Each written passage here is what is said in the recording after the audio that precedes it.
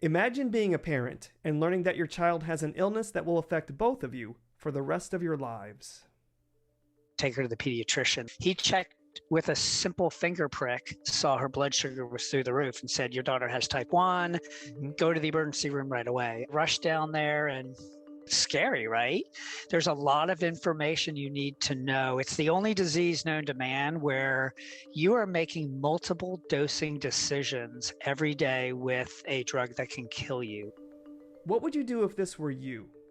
Today's guest is John Henry, and he'll tell us how his situation made him step up as a parent, shift his career, and redefine his commitment to service. Welcome to Crummer Connections podcast series. I'm your host, JB Adams.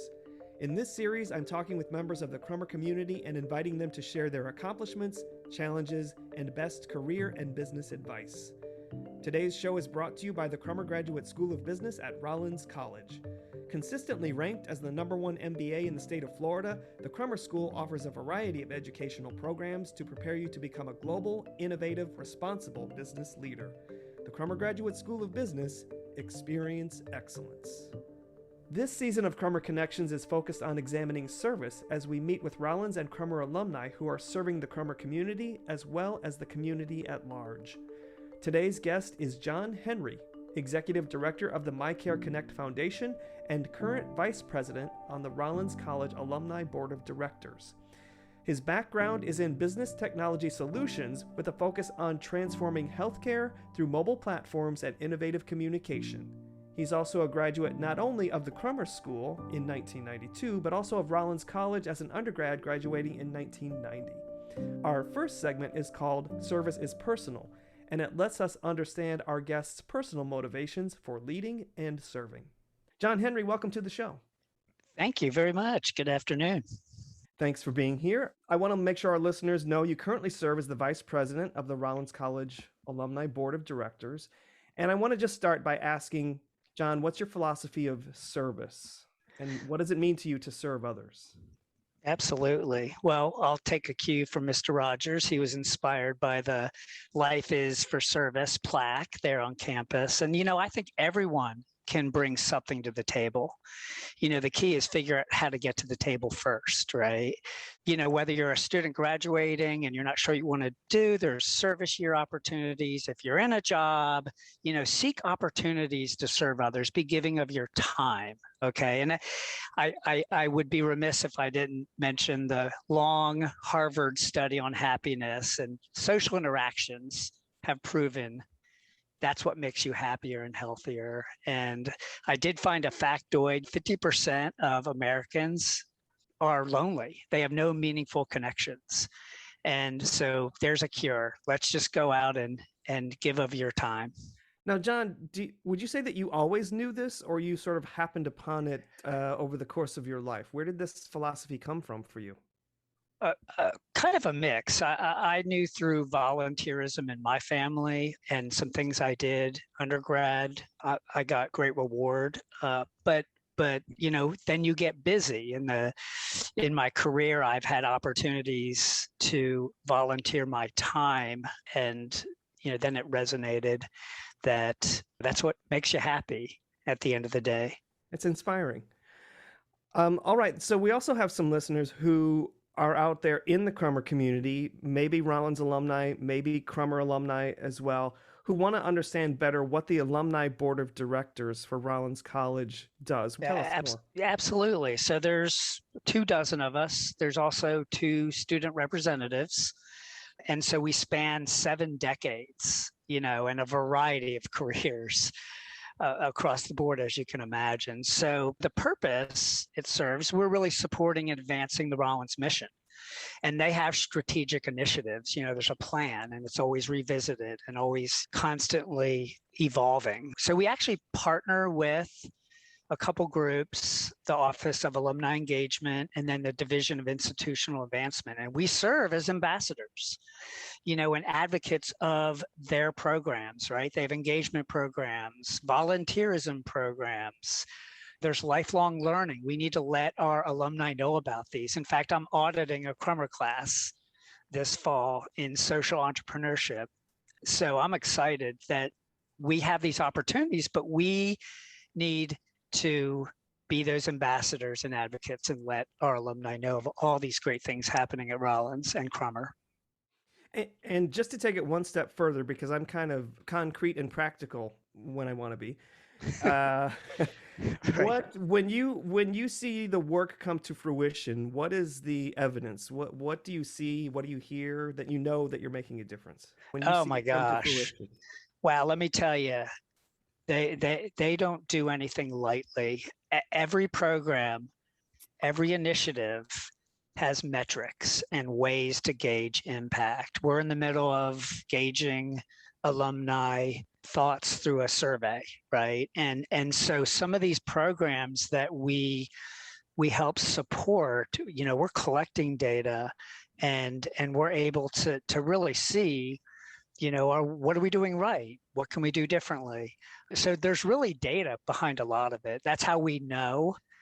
There's proof in the pudding there. People are so happy, like, that show up to events, and they're so thankful that there is this alumni group. We had a tornado come through Dallas. It was a big deal. I know it got national news, and I found an alumnus that was right in the path and reached out to him, and he could not believe that Rollins cared. I was like, Yeah. what can I do to help? Do you need anything? So, we are really ambassadors and advocates of these programs.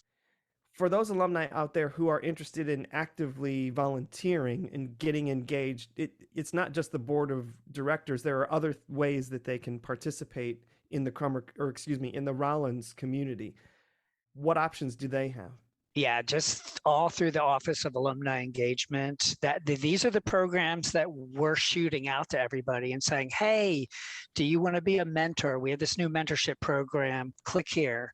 If you call the school and say, I know somebody that was looking for interns, right, in their legal practice, call the school. We'll make it happen. It's just doing that reach out, but half the battle is letting them know these are the 3 or 4 or 5 opportunities to engage with the school as an alumnus. Excellent. We're going to make sure that everybody out there knows what their options are so that we can help them get involved.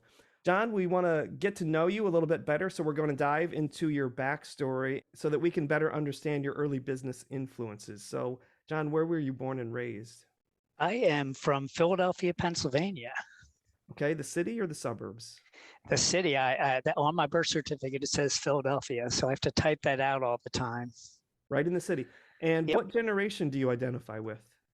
Well, I'm technically Gen X, but I'm always trying to identify with Y and Z since I have younger kids. But always, and that's a challenge. I find that fascinating that you try to identify with younger generations. I think that's everyone's ongoing challenge. Tell us what your parents' occupations were. Yeah, my father, he was in the paper industry his whole life, 50 years. The last company and the longest company he was with was International Paper, the behemoth. My mother actually graduated from Rollins in 55. She went on to Columbia and got her master's in English. Gosh, she worked at a bank. I remember she taught at a special education school. And then we moved from Philadelphia to Florida in 1980. Gosh, she worked actually at Rollins in an administrative role in the president's office at that time, Thaddeus Seymour. But her passion was the Winter Park Arts Festival. She loved working on that. So there's some of that volunteerism. I was going to say, how did your parents influence you? What did you observe them doing that you think rubbed off on you that you continue to do? The strong work ethic. I mean, just committing the time, being there. I'm a really punctual person.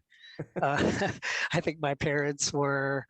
So really, and they had a variety of roles. They moved around and did different things. So yeah, just working hard, having that good work ethic was, at least from my parents, what influenced me. Although I did, I wanted to be in business, for myself. I didn't want to wear a suit and tie. Okay, well, let's go there. So, you said Generation X. I'm making an assumption you were an undergraduate student in the 1980s, sometime during that decade. Yes. And what was your undergraduate major? Political science. And I did study French. I did a semester abroad And in what France. was your career aspiration at that young age? I didn't have any. I wasn't aggressive in my job hunt, I'll be honest. And that's really why I decided to get my MBA. It was either law school or go get my master's. And the LSAT was a little tougher than the GMAT. So Okay. I really hadn't decided. I didn't know. And I think a lot of kids today don't know. In fact, if you know, that's such a blessing It's rare. because you're on your trajectory, right? Hmm. So I decided to get, my MBA there in 1990. And by the time you were studying for your MBA, did you start to develop an interest in something? I really liked the marketing. My favorite class actually was a law class, of course, which they offered back then. I don't think they do that today. Hmm. And so, I still was kind of searching, like, how can I do something on my own? Right. And I'll be honest, the job market in 1990 was awful. Hmm. Would have been better off in 88, but 90 was bad. I was interning at IBM while I was at Crummer, and I'll be honest, hated computers, didn't get it, wasn't my thing. But, I figured IBM would offer me a job. And so, I just kind of waited on that. I do remember I flew to Manhattan over spring break of my last year. A Rollins friend of mine worked there. His father was a C-level executive. Worked at IBM? No, at I'm sorry, God, Manhattan. Yeah, for Merrill Lynch. Okay.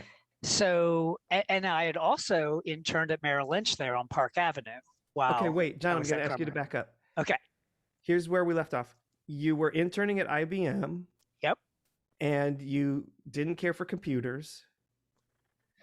Yep. But you thought they would give you a job. So we got that. What happens after that? Yeah. So I was doing that, but I took an opportunity to go to New York. My friend said, "Hey, come interview my dad. We got this all worked out. You'll work with me on Wall Street." And so yeah, I went there, and oh my gosh, I'm going to sound awful. I hated it. The interview went horrible. I was questioning, why do I want to work for the man? Right? IBM, Merrill Lynch, those were my, internships. So, and I'll skip ahead, I guess, as graduation neared, EDS came calling to Crummer. EDS was in a hiring mode back then. And Okay, EDS, tell everyone what EDS was. yeah, well, listeners may remember Ross Perot. Ross Perot founded Electronic Data Systems. Great. Computers again. But I took the job. I was like, I got to take this. So I took a job. I was supporting one of their clients, which was a UK financial services outfit. Their US operations were in Lansing, Michigan. So here I am, not big on computers, was kind of disenfranchised a little bit with the high finance world. And now I'm doing both, right? I'm in computers and I'm supporting a financial services organization. Luckily, I was on the business side. I was a business analyst, so I would be able to have to translate the business requirements of this organization and work with the techie guys to make it happen. So now, just out of curiosity, once you got into it, there was something about it that you loved. What did you love about it? Well, first and foremost, I loved the team environment. You didn't work in isolation. So you worked with, your client, you worked with other business analysts in your own company, you worked with leadership. I got the opportunity to sit in C-level meetings and just absorb how that all works. So I grew to appreciate what I was learning on a daily basis. It wasn't my thing. I knew ultimately that is not going to be my future. with an asterisk, 'cause we'll get to that later, which was computers and high finance. But again, I was on the business side, learning great skills. You had to do presentations, so your speaking skills were getting more and more refined. Little technical skills, and then certainly a ton of business skills.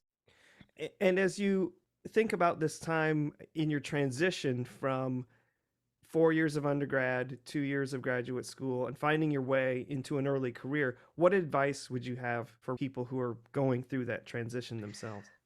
Yeah, I would say the takeaway is just what happened to me. Hey, it's not going to be that perfect job, but you got to trust it's a springboard, it's a path.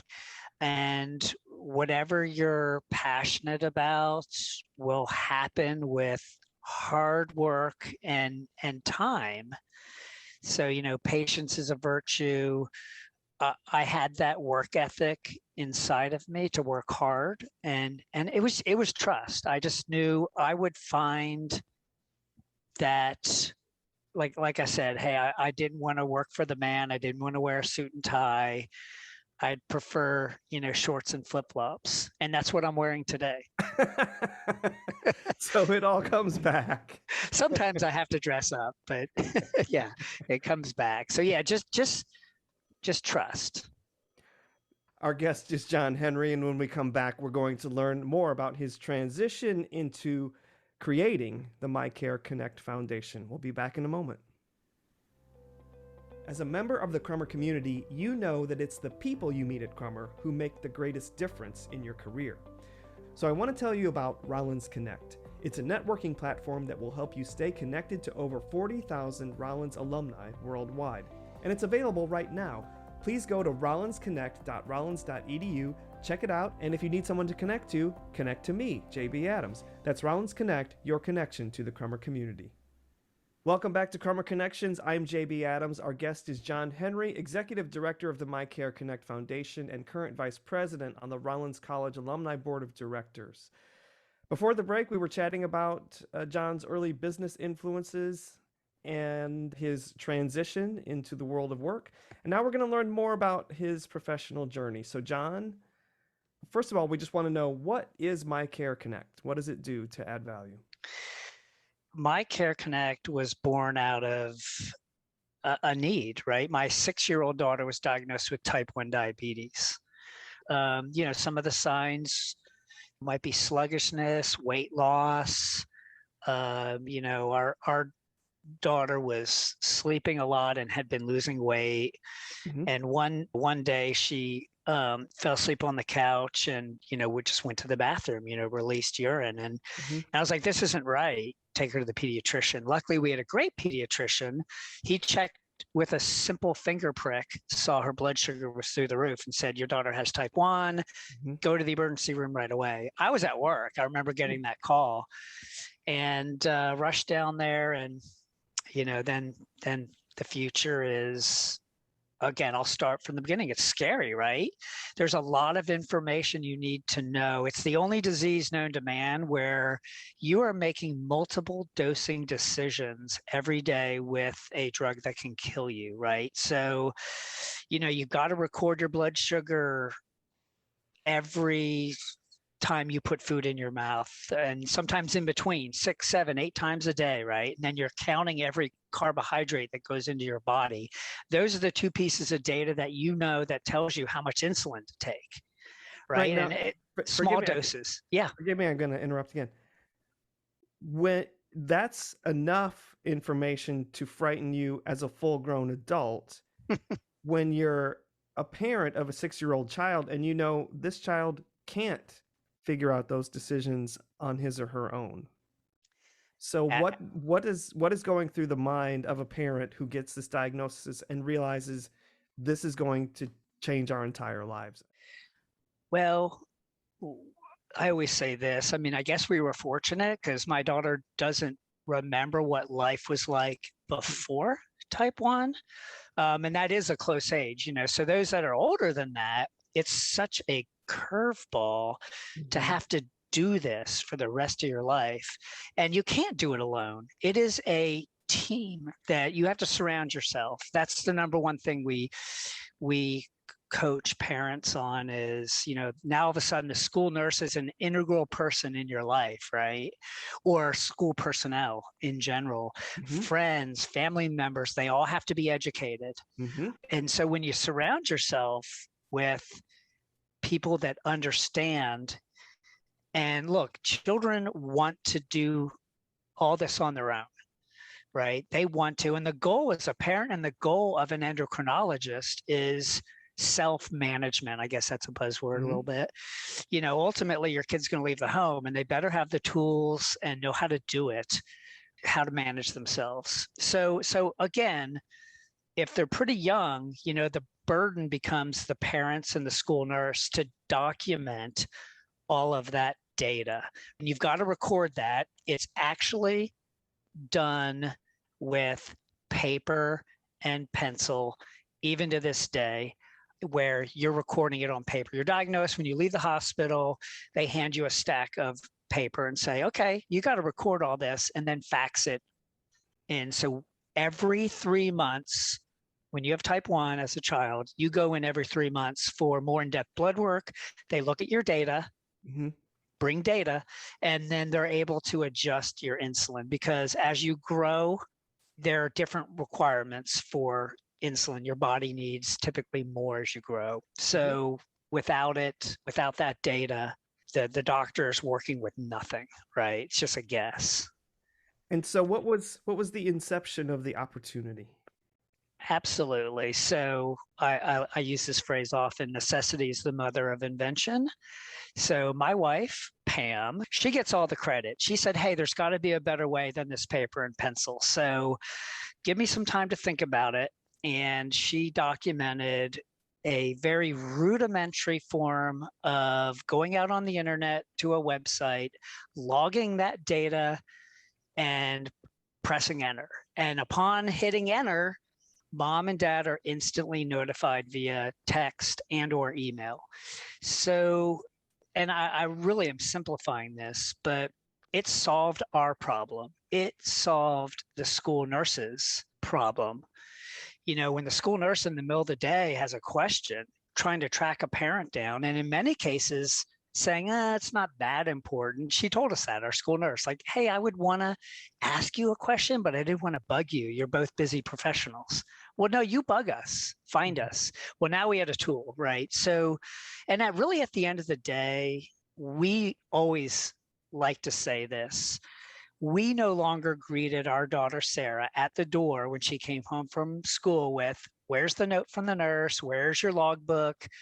How was your day with diabetes?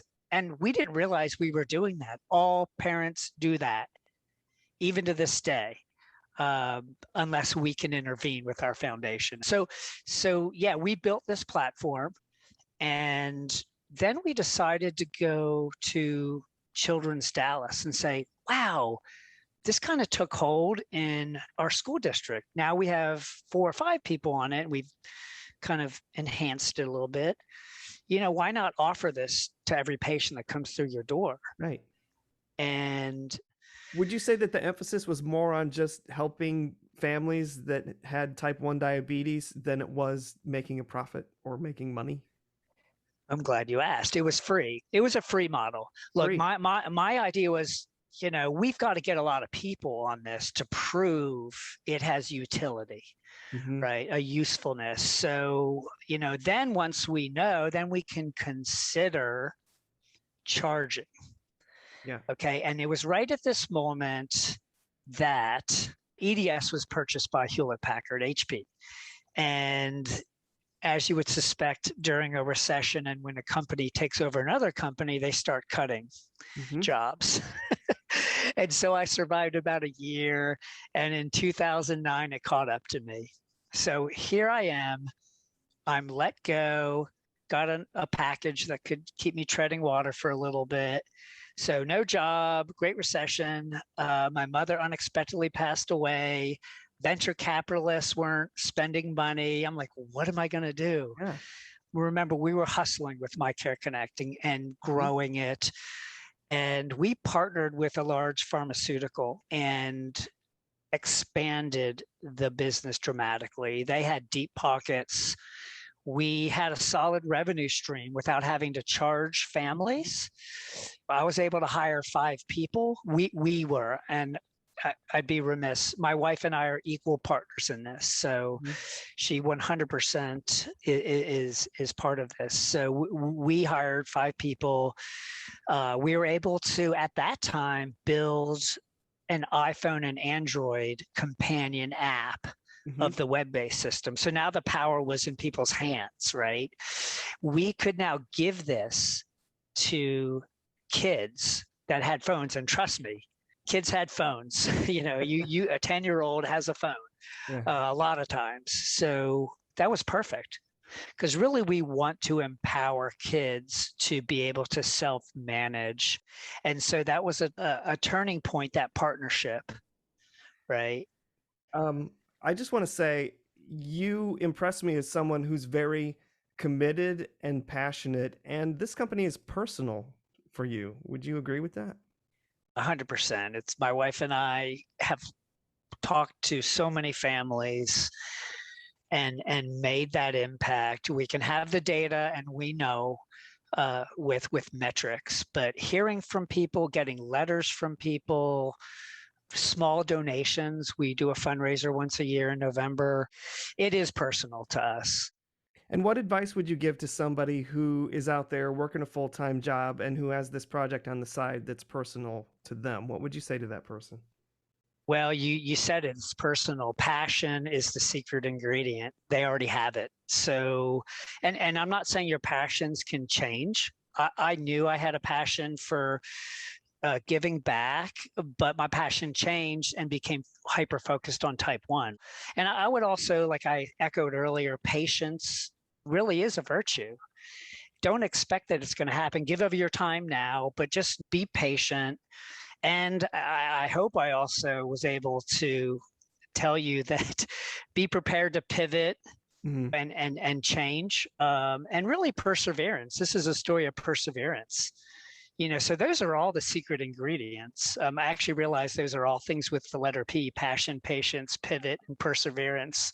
Well, now I you wrote have your those company down. values. Oh my Lord, yes. So, but that really is advice for anybody who's trying to find their way and has a passion. And feel free to reach out to me. I'm part of the network. Well, you actually just sort of provided our conclusion. So, I mean, we could ask you your advice. You just gave it to us. So I'm going to say, John, is there anything further that you would like to share with the Crummer community today?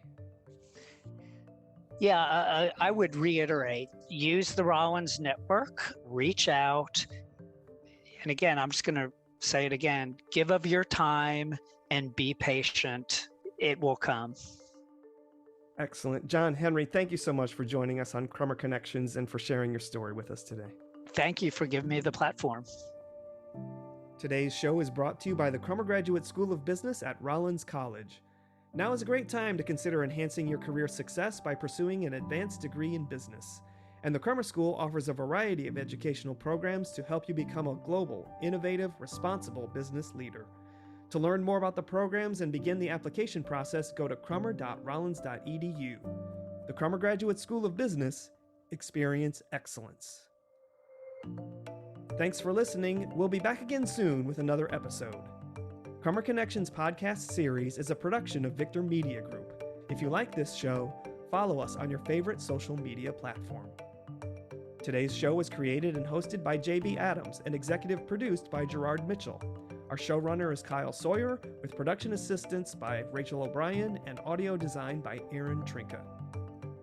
Our gratitude goes out to Mike Brown and Loveland Finley in Alumni Relations for their gracious help and support.